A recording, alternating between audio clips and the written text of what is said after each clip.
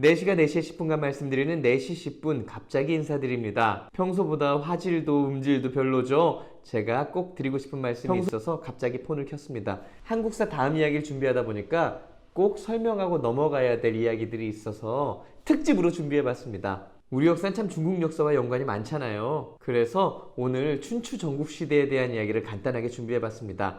이 이야기를 안 다루고 넘어가면 연관된 역사가 나올 때마다 말이 너무 길어질 것 같아서요. 춘추 전국시대 많이 들어봤잖아요. 춘추 전국시대.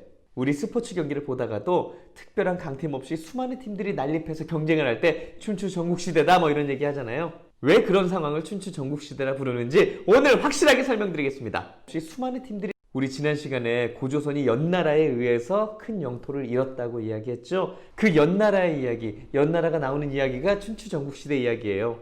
그럼 제가 춘추 전국시대 시작부터 해서 연나라 이야기까지 한번 엮어볼게요. 주나라부터 시작해봅시다. 옛날에 주나라라고 있었어요. 주나라의 통치 방식은 봉건제도였거든요. 봉건제도 기억하시나요? 우리 학교 다닐 때 배웠던 봉건제도. 중국 땅이 그렇게 큰데 그 당시엔 교통도 발달하지 않았으니까 왕이 전체를 다스리기가 정말 힘들었겠죠. 왕이 수도랑 인근 지역을 다스리고 나머지 지역엔 제후를 임명해가지고 다스리게 했던 겁니다. 제가 맨날 비판하는 지방자치 비슷한 거죠. 제후들은 왕에게 세금만 꼬박꼬박 잘 바치면 됐어요. 근데 사람 일이라는 게 시간이 흐르면 흐를수록 뭔가 일이 생기잖아요. 왕과 제후 사이가 벌어지고 제후와 제후 사이가 벌어지고 누군가 치고 올라오고 힘겨루기를 하고 전 세계 모든 역사에서 벌어지는 그 일들이 중국에서도 벌어졌습니다. 어떤 제후들은 돈도 많고 군사력까지 보유하면서 왕과 다이다이 맞다이 표현이 좀 그렇구나. 뭐 어쨌든 그렇잖아요. 약자는 치고 올라오고 권력은 부패하고 치고 올라오는 약자와 부패한 권력이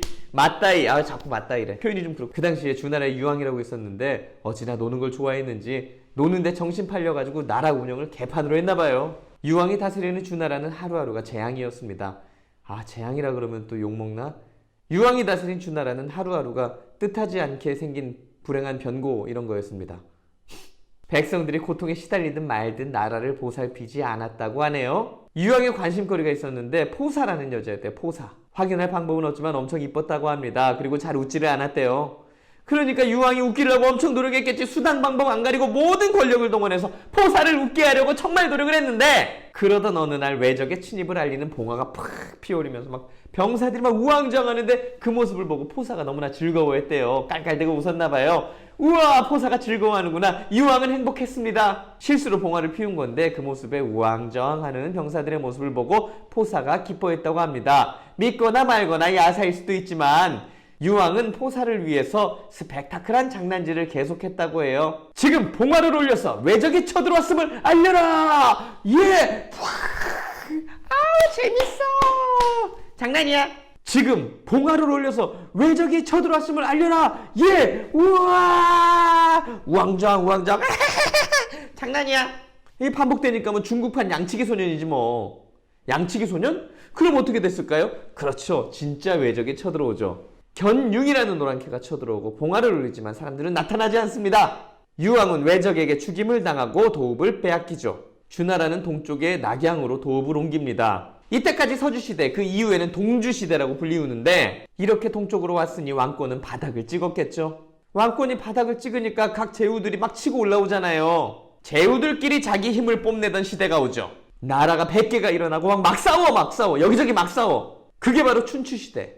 이때 각 나라에 자기 나라가 부강해지길 바라는 마음으로 정치적인 방법을 재현하는 사상가들이 등장하죠. 공자, 맹자, 순자, 그 익숙한 이름들이 바로 이 시기에 등장을 합니다. 사상가들은 단순한 정책적인 재현뿐만 아니라 우주관, 세계관, 요즘 말로 하면 사회학까지 정말 많은 역할을 했죠. 제자백가라고 불리웁니다. 우리가 지금 쓰는 사자성어들의 대부분이 이 시기에 등장합니다. 우리 모순, 당랑거철, 와신상담 이런 말 많이 쓰잖아요. 이 말들뿐만 아니라 중국에서 들어온 많은 학문들이 이 시대에 완성됐다고 봐도 과언이 아닙니다. 이 시대를 춘추시대라고 부르는 이유도 공자가 쓴 역사서 춘추에서 따와서 춘추시대가 된 거죠.